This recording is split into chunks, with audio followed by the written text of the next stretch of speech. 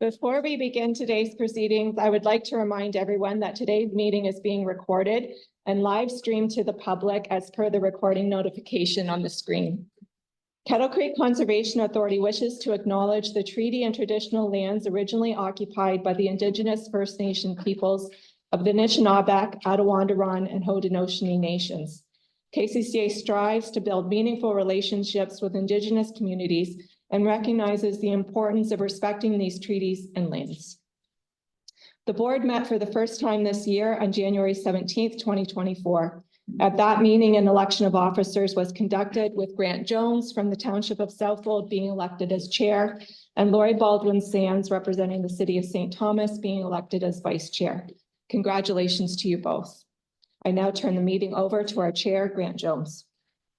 Thank you, Elizabeth. I'll ask if there are any declarations of care interest. Not seeing any. Roll call, please. Lori Baldwin Sands, representing the City of St. Thomas. Present. Frank Bears, representing the Municipality of Middlesex Center. Present. Jim Herbert, representing the City of St. Thomas. Present. Sharon McMillan, representing the Municipality of Thames Center. Present. Jerry Pribble, representing the City of St. Thomas, City of London, is absent. Todd Noble, representing the Municipality of Central Elgin. Present. John Wilson, representing the Municipality of Malahide Township, Present.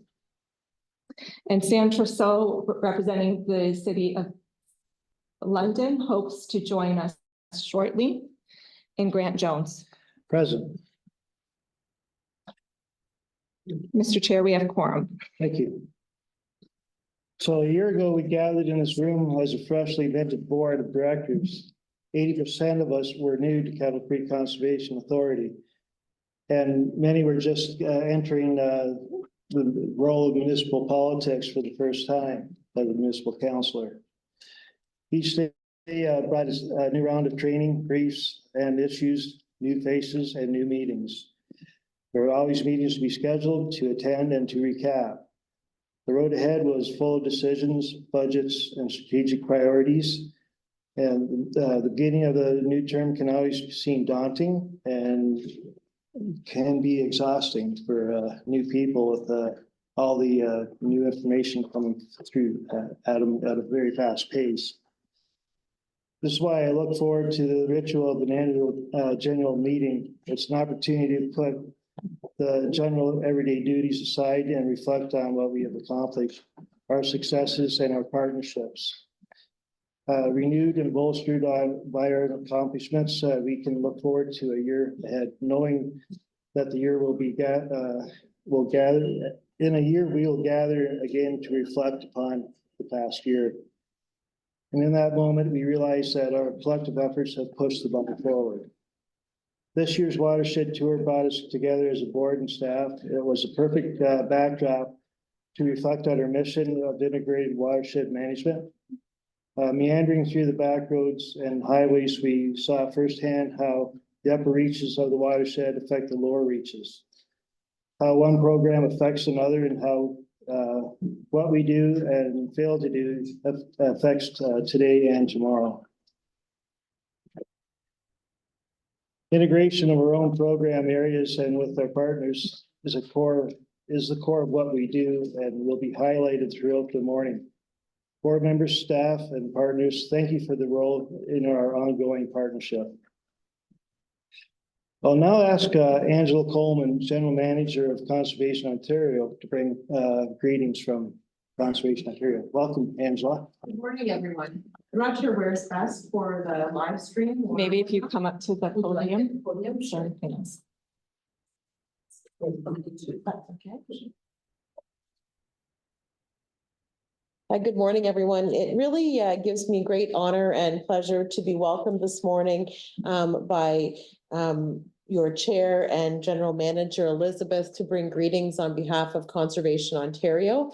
Before coming to Conservation Ontario in September of 2022, I did a job similar to Elizabeth at a conservation authority outside of Ottawa. And my reason for coming to Conservation Ontario was all about making sure that we are able to transition through this period of change and adaptation that conservation authorities are working with the province to find good paths forward. And each and every office I visit, it always gives me a lot of joy to see the staff that work there, the boards that gather there, and the general manager doing always what is a unique job in a unique watershed. So all of us as general managers work together to make sure that with the staff, we're delivering programs and services that the board supports. And I know that I didn't even realize that I was just on a panel with your drainage superintendent, Brent, the other day. So I guess I'm doing an okay job making my way around the province and meeting all kinds of people to talk about the ways that we can work together to deliver positive environmental programs and services.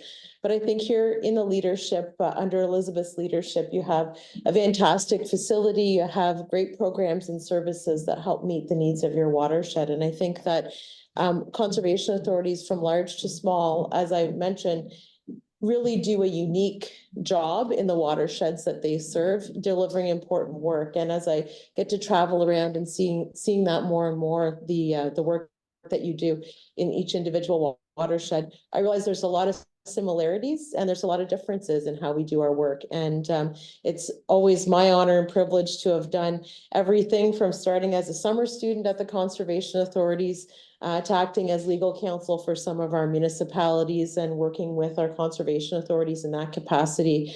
But one of my favorite things to do is to come to a day like today and see the challenges that everyone faces, as well as all of the opportunities that we have before us. So as I mentioned, again, an absolute privilege to be invited. And I'm always here to learn. I'm here to learn about the local communities that you're working for and working with. And it's been a lot of fun. It's been a fast and furious couple, whatever it is, 14 or 15 months on the job. But there's no better work that you get to do than advocate for the types of the work that we're doing in our communities and to meet some of the fantastic people that both work for and serve as governance for our conservation authorities. So on behalf of Conservation Ontario, I'm absolutely delighted to be here today. And thank you so much for thinking me of your invitation to give greetings and remarks. Thank you to the staff. Thank you to the leadership in Elizabeth, and thank you to all board members for your excellent work. So thank you. Right now, do you or anything like that? Okay, sounds good. Thank you so much. And I'll stay around if anyone has questions for me. Thank you, Angela. And I'll call upon Karen Vecchio, or member of Parliament for Elgin, Middlesex, London. Karen, can you come up? Yeah, it's fine. Yeah, absolutely. Thanks, John. You do, good evening. Good morning, everyone. It is wonderful to see everybody here as we're talking about the Kettle Creek Conservation Authority and the great work that you do. I'm glad to be able to join you at the AGMs to learn what you're doing. Last year, I believe we were looking at watershed maps, and I'm able to take that knowledge and talk to the people up in Ottawa and look at some of the great practices that are being done down here.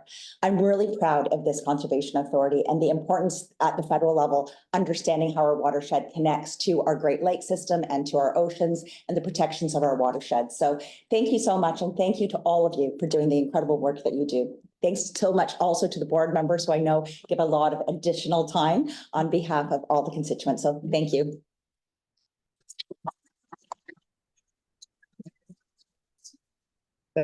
Thanks, Karen. Warden Ketchel, any words from you, or you just since you're here, I'll put you on the spot as well. I think I did.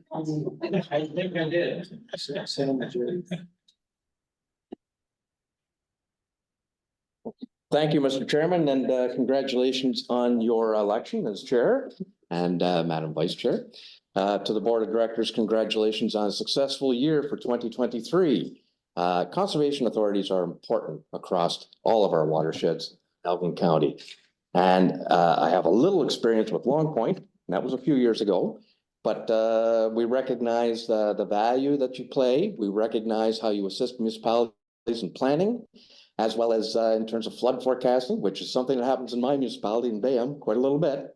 So we certainly appreciate the efforts of conservation authorities. And I simply wish to extend greetings on behalf of the Council of the County of Elgin. So congratulations. I look forward to a very successful 2024. I realize you have some challenges ahead of you, particularly with some legislation and regulation being handed down by the province, but I'm sure that all of our CAs will overcome those. So again, have a very successful AGM. Okay, thank you.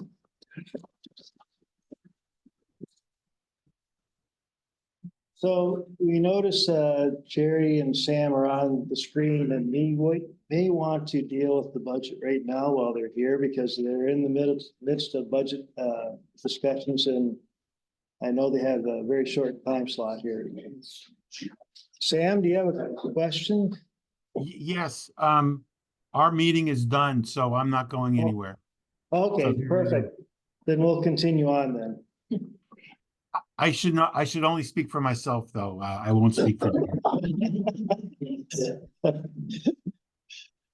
Very good. Okay, so we'll continue on to the agenda. So next on the agenda is presentation of the audited financial statements, and Scott Trevors and Jim Frederick are here from Graham Scott Ends. And Scott, welcome. Thanks, Grant. For those of you who don't know me, my name's Scott Trevors. I'm representing the accounting firm Graham Scott Ends. We are the auditors of Kettle Creek Conservation Authority, and we have performed the audit of the financial statements for the year ended December 31st, 2023. Part of our responsibility with the audit is to communicate the audit findings and our auditor's report to the board and management at the AGM. The report and other pages presented, which will be on the screen, I believe, and in your packages, are excerpts of the full set of financial statements. These statements were made available and presented to the board on February 7th, 2024. And a full set of the audited financial statements for the year ended December 31st, 2023 will be available on the Kettle Creek Conservation Authority website. As with any audit, the financial statements are the responsibility of management of the organization. And our role as auditors was to audit the financial statements, including the notes to the financial statements as presented by management. As auditors, we provide and are responsible for the auditor's report. Now provide a review of our auditor's report. The first section of the auditor's report outlines what was audited, that being the financial statements and the notes to the financial statements, and that explains our audit opinion. We issued an unqualified opinion on these financial statements, and then our audit concluded the financial statements were free from material misstatement. So now read our audit opinion. We have audited the financial statements of Kettle Creek Conservation Authority, which comprise the statement of financial position as at December 31st, 2023, the statement of operations to accumulated surplus, statement of changes in net financial assets, statement of remeasurement gains and losses, and the statement of cash flows for the year then ended, and the notes to the financial statements, including a summary of significant accounting policies. In our opinion, the organization's financial statements present fairly, in all material respects, the financial position of the organization as at December 31st, 2023, and the results of its operations and its cash flows for the year then ended in accordance with the Canadian public sector accounting standards. So the further section of the audit report are as follows. Actually, I just want to go back to the auditor's report still there, second page. Yep, thanks. The further next section, sorry, is the responsibilities of the management and those charged with governance for the financial statements, which outlines that the responsibility of management and those charged with governance, which is to say that the financial statements, notes, and controls to appropriately reflect the transactions are management's responsibility.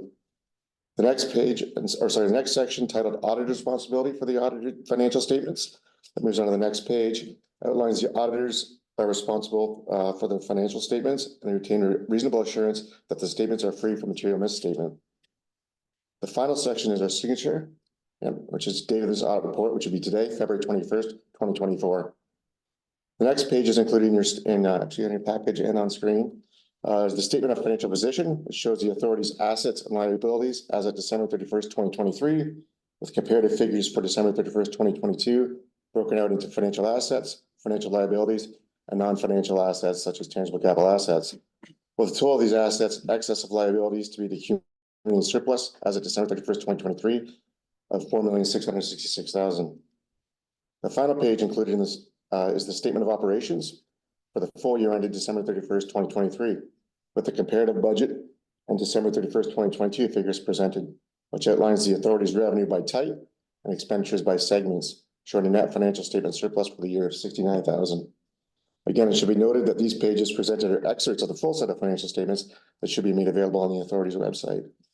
So thank you for your time today. That's all I have. We're taking questions, but feel free to ask me at the end. Right? Thank you, Scott. Any questions for the auditor? Seeing no questions, I need a motion to adopt the financial statements as presented. Lori? Frank seconds. Call the vote, please. On the motion, Baldwin Sands. Yes. Burrs. Yes. Herbert. Yes. McMillan. Yes. Cribble. Yes. Noble. Yes. Trousseau. Yes. Wilson. Yes. Jones. Yes, And that motion passes. thank you. Next, we have the presentation of the annual report, and Elizabeth is going to do the honors.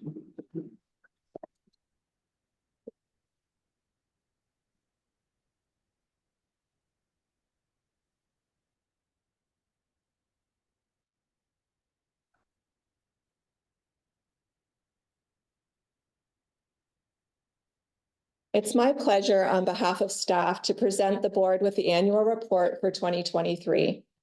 In his message, the chair highlighted the board tour that we undertook this past summer. During the tour, we tracked Kettle Creek from its headwaters at Lake Whitaker south through our member municipalities, across fields converted into forest, past floodplains and dams, and explored the acreage of natural areas that are conserved for quiet enjoyment. We were all reminded that Kettle Creek connects us all. Today, I want to talk about the connectivity in various projects undertaken in 2023. Hopefully, remind you that integrated watershed management is not just a conservation authority tagline. It is the how and why of what we do every day. It is our vision, our strategy, our objective, and the measure of our success. I want to start at the beginning. Our headwaters, Lake Whitaker Conservation Area, was acquired by the authority in 1971 and 1972. The original 211 acres was purchased for just $152,000. The acquisition was controversial at the time. Some municipalities were opposed to how fast the authority was purchasing property. Hundreds of acres were purchased throughout the early 70s, causing members to worry that they would be land rich and money poor. But in 1972, Sam Richardson, then vice chair, declared, "If we don't conserve these areas now, just when do we start?" Thankfully, members pushed forward and purchased other properties at key areas throughout the watershed, including Dan Patterson and Dalewood Conservation Area in 1976. Dalewood and Lake Whitaker campgrounds are now major revenue-generating facilities. Collectively, in 2023, the campgrounds generated $82,000 in profits, which were used to help offset funding shortages in other program areas and directed to capital reserves for funding for future expenditures. Success in the campgrounds can be attributed to a dedicated staff and the pursuit of constant improvement, such as the installation of new automated lift arms. But the impact of these areas have on the watershed community is more than just financial. It is exemplified by the donations that we receive each year from people positively affected by the time spent in and around these properties. Sam Bennett, a longtime neighbor of Lake Whitaker, generously gifted $200,000 to make improvements at the conservation area, a gift that will be fully realized and reported on in 2024. And Helen Nickel gifted $10,000 late in 2023 in memory of her son after hearing about improvements being made at Kirk Cousins Management Area, which is located in the south end of the City of London. Her son, James David Kirk, was the grandson of Charles Kirk and a relative of Charles Cousins, for whom the management area is named. The family wanted to support the work being undertaken at Kirk Cousins, and their gift will be directed toward a birding platform and updated signage in 2024. A Facebook post on the work being done at Kirk Cousins attracted Helen's attention all the way in Saskatoon, proving that watershed connections are lifelong and not bound by distance. Work to revitalize the Kirk Cousins Management Area began in October 2023. Portions of the property are overrun by invasive species, including spotted knapweed, autumn olive, and European buckthorn. With financial assistance from the Invasive Species Center, staff were able to inventory the property and develop targeted removal plans for specific areas and specific species. Much of the invasive species control at Kirk Cousins will require manual removal. 2 geography classes from the neighboring Regina Monday High School have already assisted with cutting of dense sections of woody invasive species. At the same time, conservation area staff completely revamped the entrance to the area with the aim to make it more welcoming to the community. With financial assistance from Trillium Mutual Insurance Company, a berm blocking access and view of the 3.1-kilometer trail was flattened and a new picnic area created. Work is ongoing. The area will reopen this spring. Also coming in spring 2024 is the long-awaited grand opening of Deer Ridge Conservation Area. Supposed to be music to this.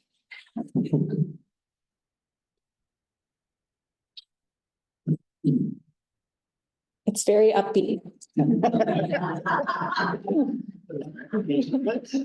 I can't hum it. I won't endure that, but. I didn't bring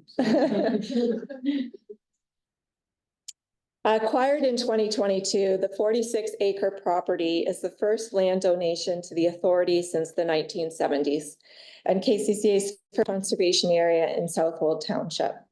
We had hoped to have the area open to the public in 2023, but work on the entrance was delayed by adjacent construction activities.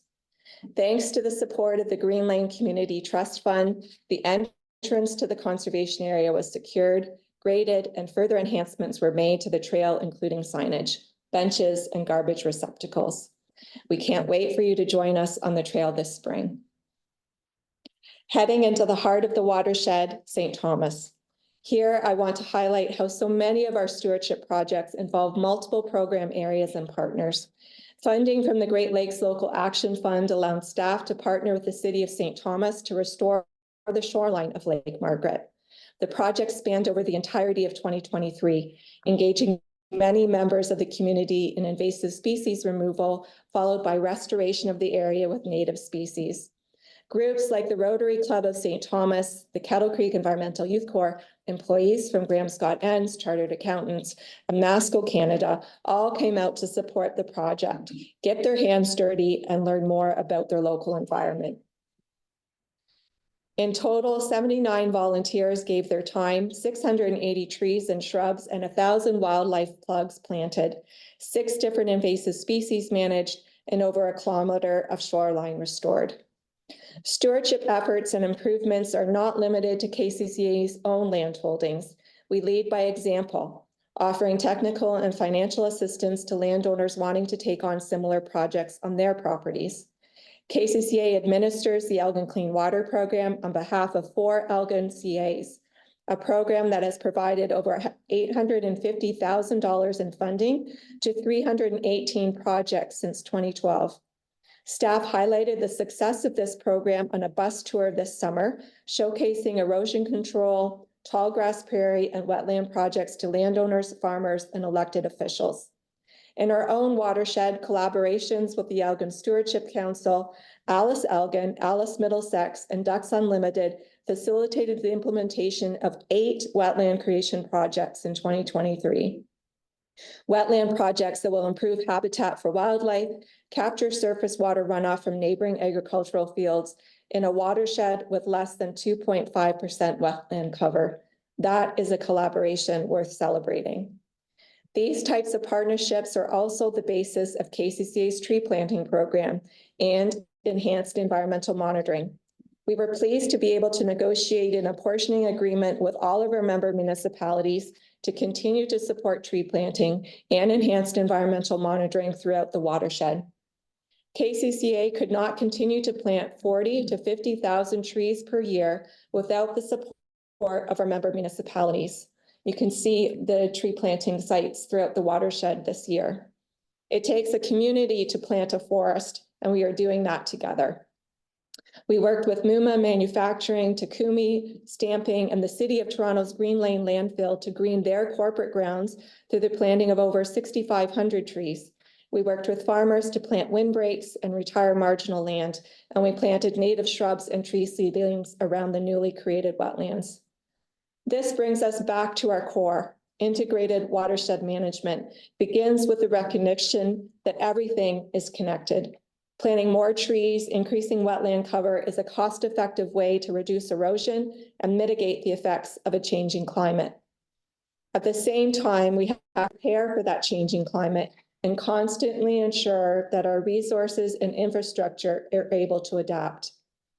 KCCA has always used a network of stream gauges, precipitation gauges, and weather stations, cameras, and lake level recorders to monitor water level flows throughout the watershed during a flood event. However, the system is not automated. During a flood event, staff spend time compiling weather information and sorting through various sources of data. It's slow and dependent on staff knowledge of past events. Building a state-of-the-art automated model is costly, upwards of $100,000. So throughout 2023, staff worked with Nicholas Cohen, a retired professor from the University of Waterloo, to develop a fully calibrated flood forecasting model using open source software called WattFlood. Early results are promising, and the model is allowing staff to predict events with even more accuracy. In the case of a January 26th event, staff had an accurate prediction as far out as January 20th of the actual conditions. On January 20th, the red line showed an event predicted for January 26th. An output from January 31st shows how well the model predicted the event. The red line was the prediction, and the shaded gray line was the actual observed event. Staff look forward to continue to refine the model with other CAs in the partnership throughout 2024. KCCA was also successful in obtaining $52,000 in funding from the Flood Hazard Identification and Mapping Program to undertake an enhanced riverine floodplain mapping project for Dodd Creek. The FHIMP program is a partnership between Natural Resources Canada, Environment and Climate Change Canada, and Public Safety Canada. The project will update current mapping and technical standards and undertake new flood inundation mapping for a 24-kilometer squared study area. Updated floodplain mapping ensures that KCCA is making informed decisions in the delivery of Ontario Regulation 18106. Thanks to a focus on exceptional customer service, all 69 permits issued under Section 28 of the Conservation Authorities Act were delivered within 21 days of receipt, meeting and exceeding the provincial standard. So, yes, as an authority of just 11 full-time staff, we have accomplished a lot in 2023. We did push the bar higher. Our social posts are reaching farther. Our grant writing is resonating with funders. Our on-the-ground work is measurable. To continue to effectively manage the resources in this watershed, we must constantly remind ourselves that nothing can be done in isolation. What we do in one program area affects another. What we do upstream affects downstream. What we accomplished in 2023 will have a lasting impact on the landscape.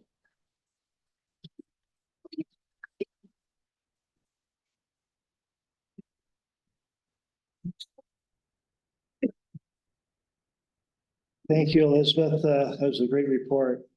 I'd ask for a motion to adopt the report. Todd and Sharon. Call the vote, please. Lori Baldwin Sands. Yes. Burrs. Yes. Herbert. Yes. Pribble. Yes. Noble. Yes. Trousseau. Yes.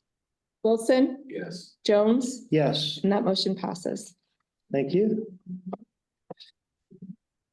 And next, the budget. The budget's been reviewed and discussed by the board in detail at previous meetings. It is presented this morning for final consideration of the members. And if everybody is comfortable with the budget, I would ask for a motion for the proposed overall budget be approved as presented. Frank, oh, Sam? Yeah, absolutely, Sam. Thank you, Sam. Seconder? Jim? All the vote if there's no further questions. Sam Trousseau. Yes. Jerry Pribble. Yes. Lori Baldwin Sands, Yes. Jim Herbert, Yes. Todd Noble, Yes. Sharon McMillan, Yes. Frank Burrs, John Wilson, Yes. Grant Jones. Yes, And that motion passes with 100% of the weighted vote present. thank you. So next, special recognition from staff, and I believe Elizabeth is going to do this.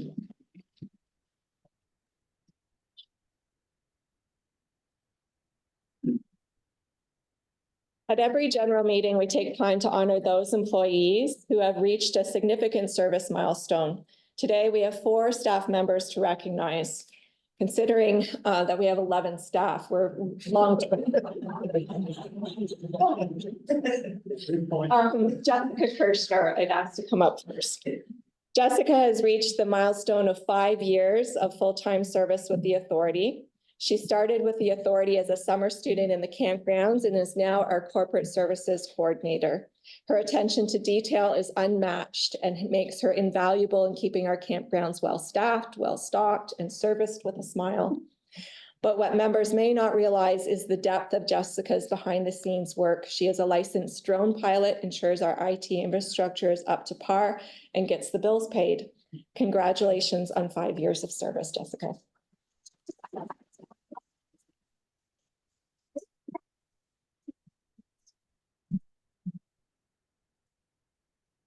Michael Bice and Scott McNell.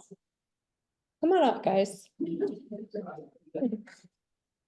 Michael is the Lake Whitaker Conservation Area Coordinator. In his time with the authority, Lake Whitaker has been recognized for outstanding customer service, immaculate grounds, and initiatives such as accessible docks and onshore boat storage. I know that we have repeat customers and long-term seasonal campers at Lake Whitaker because of Michael's leadership, commitment, and customer service. Michael has promising ideas for the continued development of Lake Whitaker, and I'm honored to work with you to achieve those goals.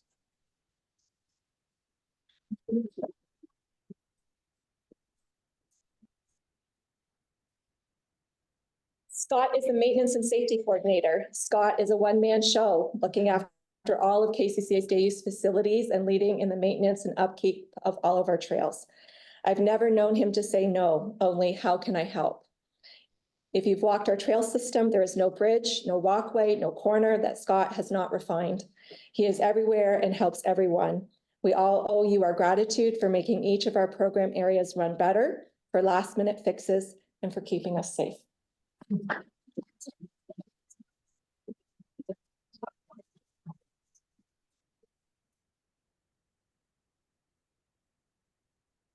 And lastly, Betsy. Betsy McClure, the Stewardship Program Supervisor, is celebrating 20 years of service. Betsy started as a volunteer and convinced us that she deserved a full-time permanent job. In her service with the authority, Betsy has honed exemplary fundraising and grant writing skills and built a comprehensive stewardship program from scratch. All of those wetlands we talked about earlier are because of her. Acres of forest, tall grass prairies, and wetlands are on the landscape because she relentlessly pursues the resources and partnerships to make it happen. We can also count on her to chair our social committee and build back morale with a good potluck. Thank you.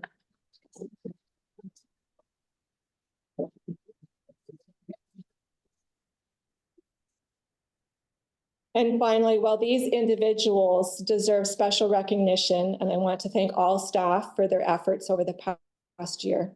To echo the chair's sentiments at the beginning of the meeting, when we are in the thick of the year, things are often moving too fast for us to take just a minute to appreciate the remarkable work that we do every day, the legacy that we are helping to create. I want to thank each staff member for always coming to work with new ideas, getting back up when we don't get those fundraising proposals we had hoped for supporting each other, and for challenging me to constantly improve. You're a great team of individuals and collectively are unmatched in what we can accomplish. Thank you.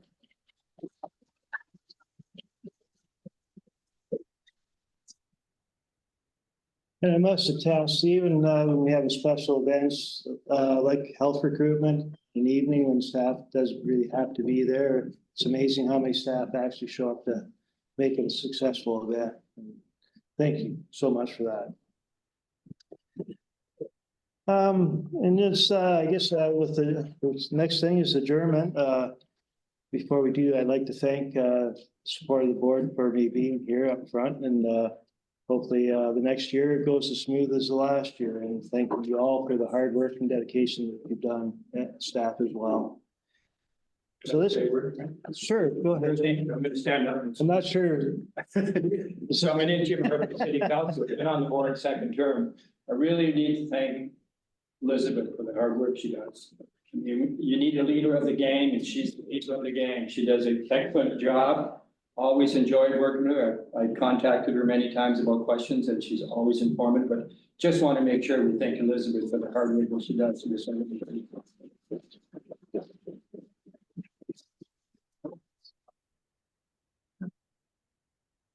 So without anything else, this concludes our meeting. I guess, again, I'd like to thank everybody who's attending virtually and all the guests that are in the room for coming out today. Thank you very much. So next authority meeting is March 27th, 2024. And I need a motion to adjourn. Lori, seconder, Sharon? All agree. Oh, we all agree. Motion. We have adjournment.